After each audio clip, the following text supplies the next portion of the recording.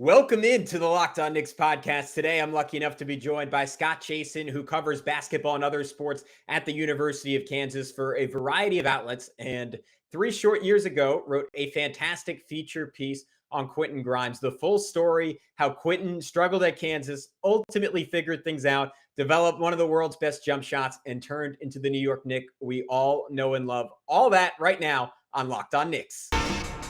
You are Locked On Knicks, your daily New York Knicks podcast, part of the Locked On Podcast Network, your team every day.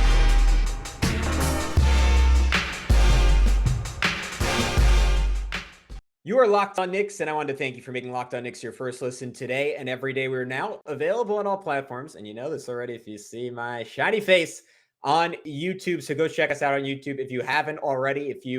Even if you don't want to watch us on YouTube, if you enjoy the podcast and just want to help us out, throwing us a subscription makes a really substantial difference. If you're already watching on YouTube, get into the conversation, throw in a comment or two.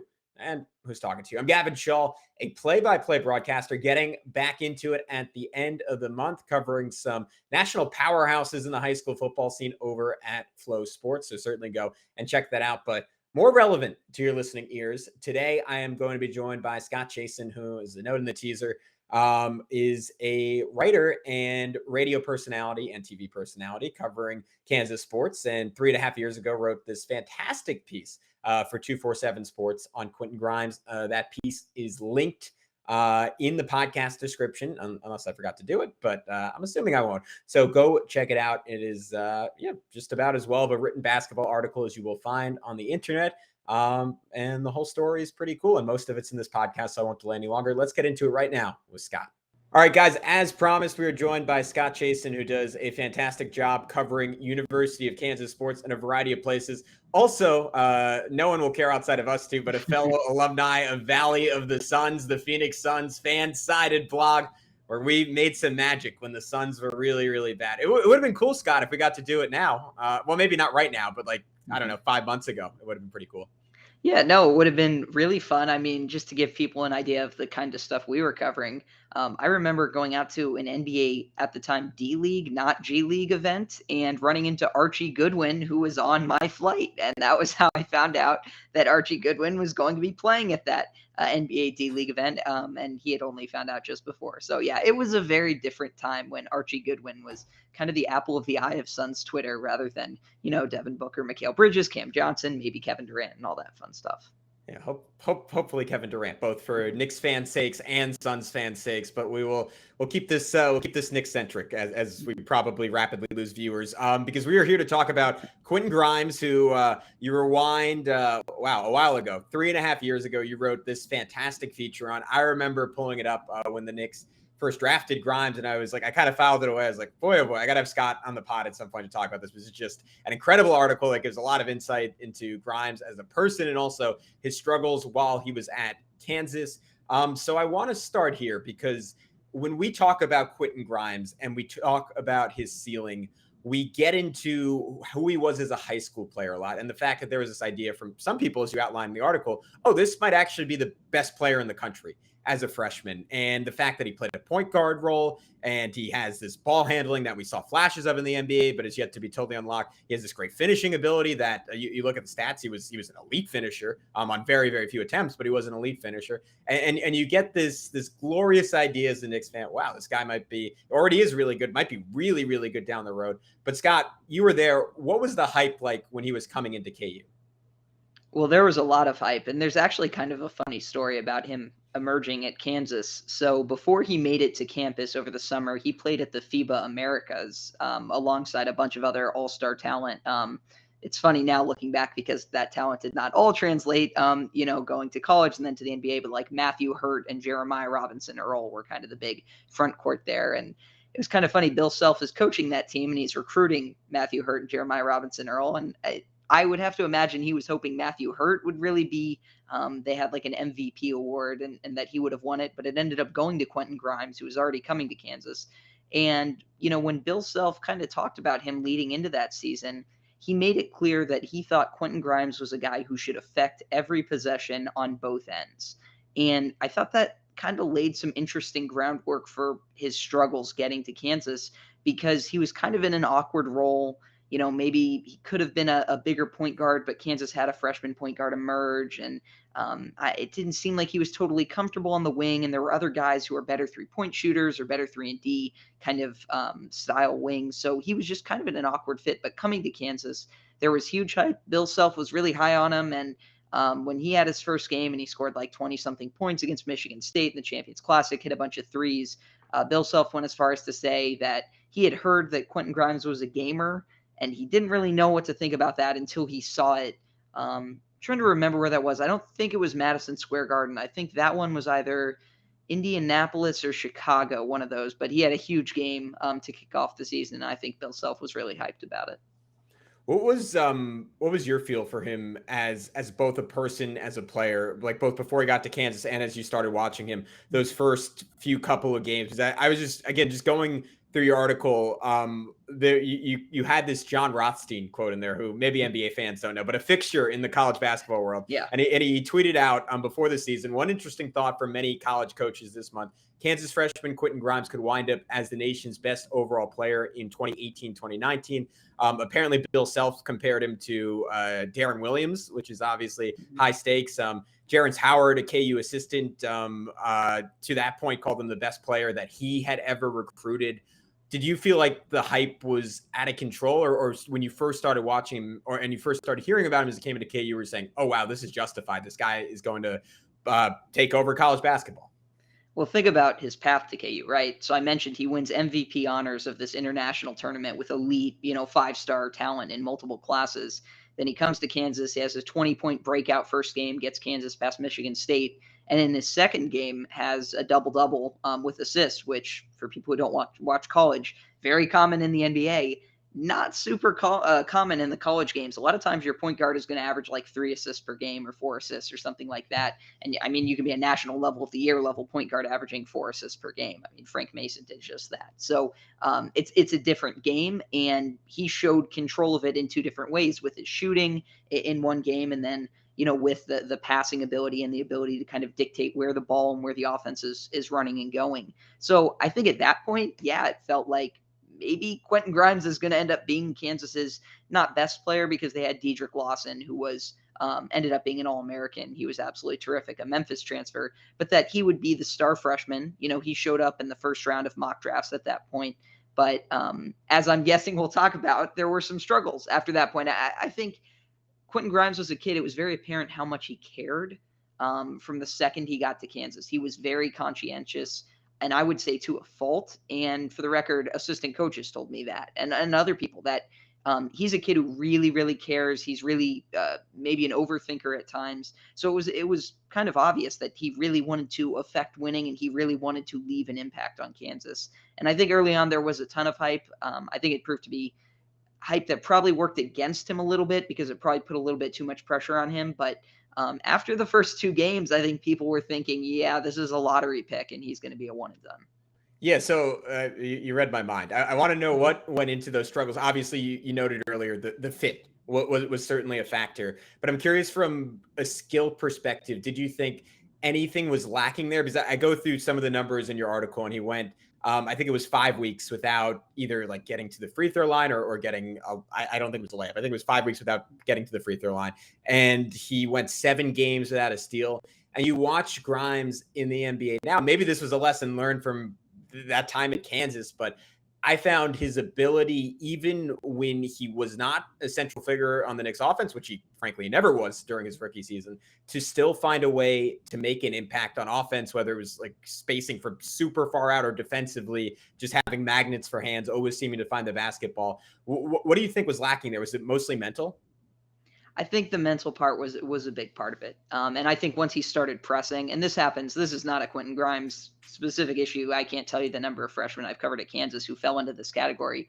But once you start pressing, it never goes well. Things spiral and things get worse, and you start wondering, why am I not playing better? Why am I not doing what the coach wants? You start thinking more and more, and you're not reacting. And playing for Bill Self is really hard too. Now, one thing, he was never benched. Bill Self started him, I believe, in every game throughout the year, and that was important to Bill Self. I think in part because it was probably a promise he made to him coming in, but also because he believed that for Kansas to reach its ceiling, and assistant coaches told me this as well, for Kansas to be as good as it could have been that year, which never ended up happening, they needed Quentin Grimes to play really well.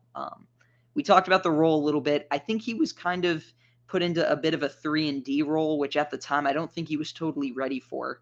I think his mind was still on creation, and he wanted to make the right plays, but he wasn't the team's point guard. Devon Dotson, who's had kind of like a cup of coffee in the NBA, he was the team's point guard. So Grimes kind of got not like frozen out, but you had another shooter on the wing in LaGerald Vick, who started the year. I mean, he was hitting 7 and 8 threes in games. He was as hot as anyone in the country. Ultimately ended up departing the team kind of midway in the season. And I don't think it was a coincidence that, Quentin Grimes' emergence came after that point again, when some of those shots, the ball kind of, it was available more to him. And it kind of came more naturally to him that he could make a mark on the game without having to really force the issue, because I don't know that he was totally comfortable forcing the issue early on in his KU tenure. What did you see from him as things turned around? And to be clear, I mean, you go through the end of his freshman season. Your article was written, I think, with about 5 or 6 games left in the regular season. Yeah.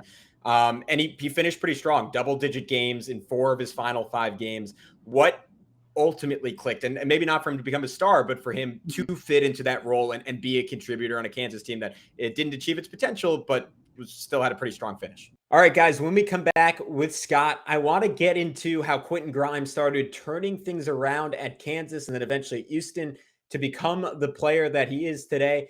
But first, I got to tell you how you could become the muscle-bound hunk that you want to be today. There's only one way I know how to do it. It's eating a whole lot of Built Bars. If you haven't tried Built Bar Puffs yet, you're depriving yourself of one of life's greatest joys. And guess what? There's a new flavor, ready, delicious, indulgent cookie dough. Covered in chocolate, that's right. Built has done it again.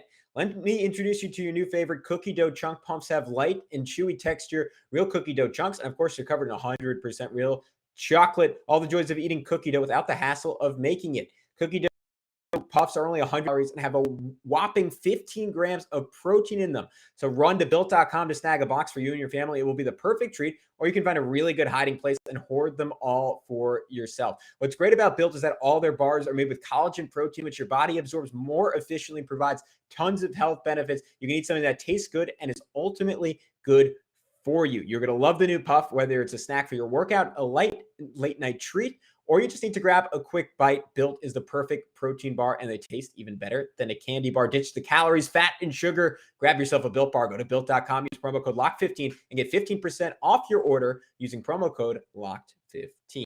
And Grimes, by the way, he did kind of take off from that point forward. He went to Houston. Obviously, he was probably, if not the best, the second best player on the team that reached the Final Four. And then obviously he's been, pretty remarkable.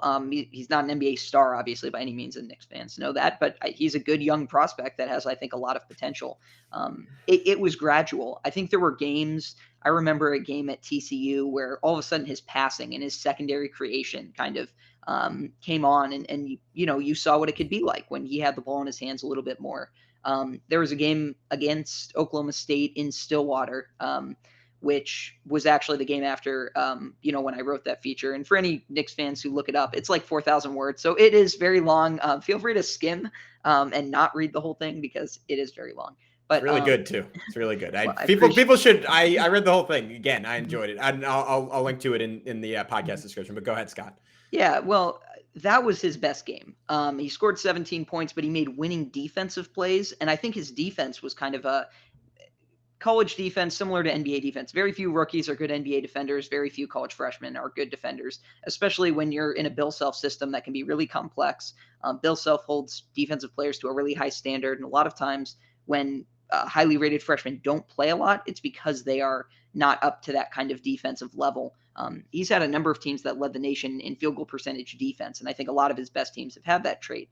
But so that was a struggle for Grimes, and then he started to figure that out too. And then, giving effort, diving on the floor, that came more natural to him than kind of I think there was a perceived casualness to his personality, but I don't think it was because he was casual again. I think sometimes he almost paralyzed himself by trying too hard or thinking too much about what am I supposed to do here, rather than understanding that, hey, if he makes a mistake or does something wrong, that's fine. And in fact, the coaches kind of want him to do that because they want him playing aggressively. So it came gradually. Certain things started to figure themselves out. And, everyone while I was doing that feature told me it wouldn't be the flip of a switch. They said it's not going to click in his mind and he's going to remember how to play. It's going to be one thing at a time, and it's going to build, and then he's going to feel comfortable and you're going to see it. And I think he ended up seeing the fruits of those labors at Houston. But it was apparent at the end of the year that he was no longer what a former Kansas beat writer had called him, like a parking brake, like playing with him in the game was like driving with a parking brake on. By the end of the season, that wasn't the case. And he was integral to what they were doing. And, he was one of their best players, maybe their second best player behind Dedrick Lawson for just, that sample at the end of the year.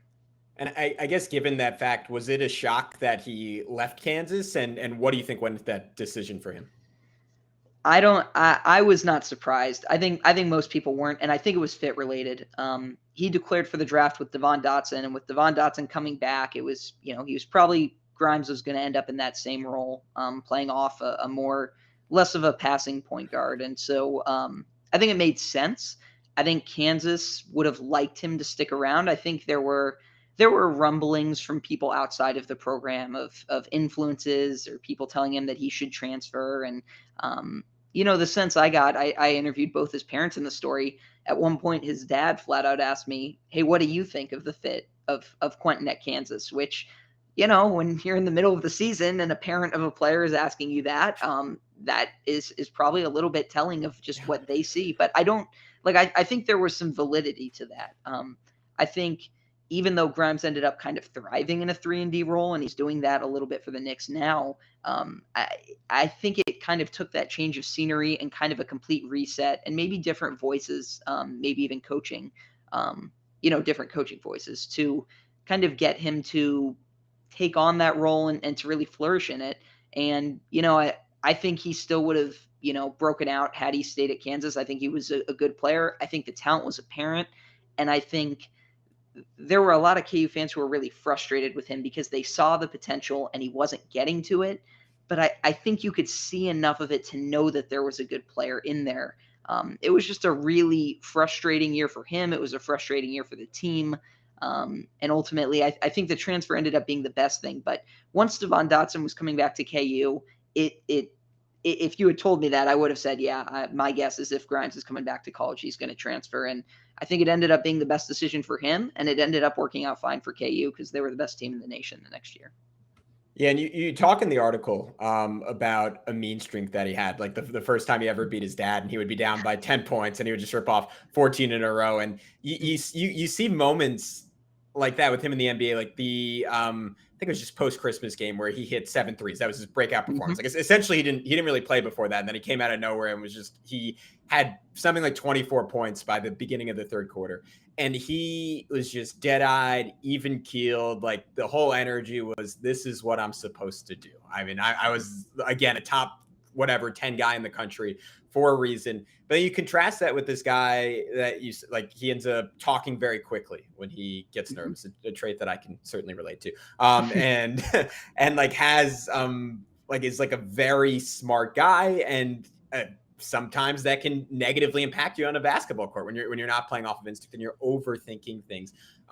What do you see from him? Maybe there's even like some pride there. Someone now who's clearly so much more mature. To your point, went to Houston, thrived under Kelvin Sampson, by all accounts, one of the toughest coaches in the country, and now on this Knicks team, who I think is embracing a similar like ethos in their culture of like, we're going to win with toughness, we're going to win with grit, and he, to me at least, is the epitome of all that.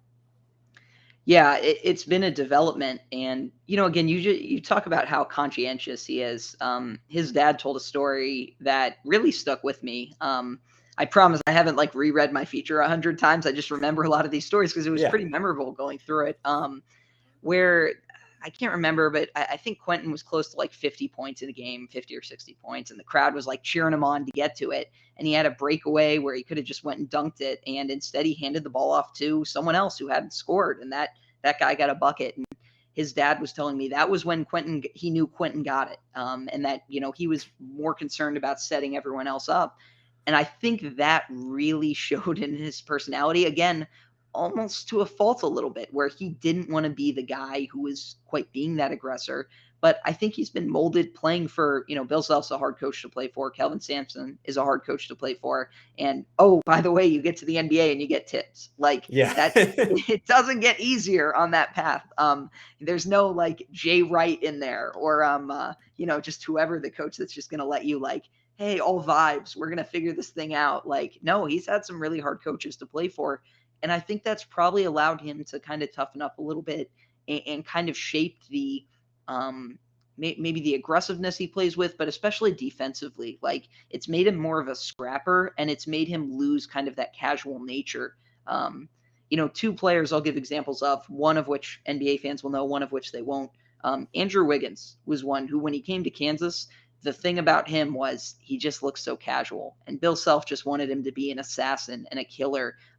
Josh Jackson also, followed Andrew Wiggins, and he was that. He was like Andrew Wiggins. Suns legend, Josh Jackson, I should Yes, of course. And who knows? Maybe he's got more stints around the league to go, but he was like Andrew Wiggins, except whereas Andrew Wiggins would make the same plays and just look casual, Josh Jackson is screaming and diving on the floor and playing crazy. The second player that Knicks fans and NBA fans won't know maybe yet is Tristan Enaruna, another guy who came to Kansas and just immediately looks so casual. And it's like he would make a mistake and it's like, does he even care? And obviously he does, but it's just that casual nature. And I think Grimes had to lose that. It's funny to me now that watching him on the defensive end, just because of remembering where he was to start the year at Kansas and being like, yeah, he wasn't assertive like that. Again, I don't think he shied away from the challenge, but he just wasn't comfortable taking on some of those same challenges now that he is in the NBA. And I think you've just seen him blossom and grow throughout his basketball career. And that's really cool because there are a lot of guys who, even though they get better, there are certain aspects of them that never really develop or they never really grow out of. And they kind of frustrate you over their careers because if they could have just figured that one thing out, they could have done so much more. I think Quentin Grimes is a case of a guy who by the end of his career, you'll look back and say, yeah, he got to like 99% of his potential. Like he kept growing, he kept developing, and he took it really seriously. And he really made an effort to improve in the areas that were his deficiencies. And man, I'm sure you saw some of it. That was what was so rewarding for me about watching him in Vegas this year. And I mean, we've talked about a lot on this podcast, give all the credit in the world to the Knicks coaching staff who 2 summer leagues in a row now have just encouraged guys to say, hey, this is sort of the window for you to show out and be the star. Like, go do it. Don't be the guy that you're going to be on our team. Like, go show us everything you can do and prove to us that you deserve the ball more and you deserve more shots. Whether it's in New York or Utah, like you deserve to be a guy. And Quentin has absolutely done that. And it's gotten to the point now where Knicks fans are like, do we really want to give this dude up in a Donovan Mitchell trade? And I'm sure if it comes down to Grimes and the right number of picks, they ultimately will. But yeah. Man, from what we've seen from him, I would love 10 to this is another thing I've said in the podcast a million times. I'd be shocked if he doesn't play 12 years in the NBA. And that's not a given, right? That's maybe 10 to 15% of guys who enter the league last that long. It's a testament to what he's turned his skill set into. And that is as a baseline, an elite shooter. And that's where I wanted to go next, Scott. Because you talk about in the article how when he was a kid, he wanted to shoot like Steph Curry, and his dad was just sort of like, you're not Steph Curry. What was that process like from what you gauged about how he changed his jump shot and has what I would say is one of the most, you used the word picturesque. I'd agree with it. One of the most picturesque jumpers on planet Earth. Yeah, I mean, that is the story, right? He was shooting and he would use both hands, and his dad was like, yeah, Quentin, you're not Steph, so you're going to have to learn to shoot the right way. And, like a lot of things, I think having parents who kind of knew what they were doing in the basketball world really helped him because they made sure he was getting the instruction and he was putting his shot together. And, at Kansas, he didn't shoot well at all. He had times where he did shoot well, but throughout the season, I think he was close to this is off memory, like 31% from 3 or something like that. But then you look at where he was and, keeping that same shot, maybe making some tweaks to it. But his last year at Houston, I remember, I think he took more threes and made a better percentage than Devontae Graham, who's like one of the most prolific 3-point shooters in Kansas history, who carried them or helped them get to a Final Four. And Grimes did that same thing to help get Houston to a Final Four. And it was a little bit different because it's less, off the bounce, shake and bake kind of stuff. But he's turned into a very, very good 3-point shooter. And I think, again, When you combine his form with growing confidence, there's no reason why he shouldn't be, because he elevates. First of all, he has good size for a guard. Maybe not elite NBA guard size, given how big some of the ball handling guards are in the league now, and wings and forwards who come down and play guard. But at 6'5", with how he releases the ball up over his head, how he replicates his form, and does the same thing every time, there's no reason why he shouldn't be a 40+% 3-point shooter for a long time. And so once that part of his game started clicking, then it's just about, can you get him to make those hustle plays and be aggressive in the other areas? Because if you can hit threes like that, you can stay around the league for a long, long time. And I think we're Knicks fans, where the mind always goes when you've been let's face it, struggling franchise over the last 20 years. How good can this dude ultimately be? And we talked about, we've seen those flashes at Summer League. You look at the finishing numbers, especially through contact. They are very, very good. The 3-point shooting, the volume and accuracy, elite for a younger guy in the NBA. His trainer has described like the ultimate goal as being something like Klay Thompson. He's not as big as Klay Thompson, and Klay Thompson is probably the second best shooter, maybe the third best shooter of all time. So lofty stuff. But do you see a world where this guy is eventually like a 20-point scorer, borderline all-star? Or do you think he tops out as sort of the best version of what he currently is, which I would argue is pretty darn good, which is one of the elite 3-and-D2 guards in the NBA, and maybe someone who can be on the floor for 30-plus minutes in an NBA Finals, which, again, 25th pick in the draft, not too shabby. Yeah, something completely changed my perspective about NBA personnel. And I'm pretty sure it was Seth Partnow, his book. I'm pretty sure he was the author, but basically it was about like analytics and basketball's development. And I want to make sure I plug that even if I get the author wrong, but I'm pretty sure it was him. What stuck with me, and the very memorable thing, as I forget the author, is the difference between 82 game players and 16 game players. And it's totally shaped and changed how I view basketball. And like, I'll give one example of JaVale McGee. JaVale McGee is an 82 game player. He can play in the regular season for the Suns. When DeAndre Ayton was out, he stepped in and Phoenix kept winning games because he's a regular season player. And then when the playoffs started, he was unplayable. Dallas played him off the court. He was awful to have in the game, and it's not his fault. He is who he is. There are some guys who are really good in the regular season who can be great in the regular season. Rudy Gobert, he's kind of been an example of this. We'll see what it looks like in Minnesota now if that fit is different, where 82 games, he is one of the best defenders, if not the best defender in the league. He makes a huge difference on the game. And then it gets to the playoffs where all of a sudden your relative strength, your guy that you would say, yeah, he's in the top 5% of the league at his position, or the top 10%. Well, who's he playing in the playoffs? He's playing the other guys who are in the top 5 or the top 10%. So that has all shaped my basketball philosophy to say, I believe Quentin Grimes can be a 16-game player. And the 16 meaning the 16 games you have to win an NBA championship. I think he's good enough to hang on the court in a playoff series now. And I think his potential is to be a very good 16-game player who can complement other stars, who can space the floor, who can, have that 3-point shooting threat to open up driving lanes, who can be a secondary ball handler, maybe tertiary, when you need him to, or, kind of take over. Jalen Brunson was really good at that in the playoffs this year, right? So it didn't have to be all of Luka. And even for part of the playoffs when Luka was even out. So I think he has that potential to affect playoff series.